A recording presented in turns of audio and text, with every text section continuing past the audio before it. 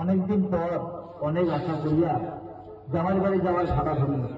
বাড়ির বগল ডাকিয়ে শোনো, জামাই বাড়িতে আগের জায়গা নাই, নড়িয়া অন্য জায়গায় নিয়ে গেছে, রাস্তাটাও ওর জানা নাই, তোমরাও কাহক খোয়ার পান না। যাক, এটা যদি একটা কিলোমিটার যাক হয়, দেখা যাক আওয়াজ যায় কি বিয়ানি বিয়ানি।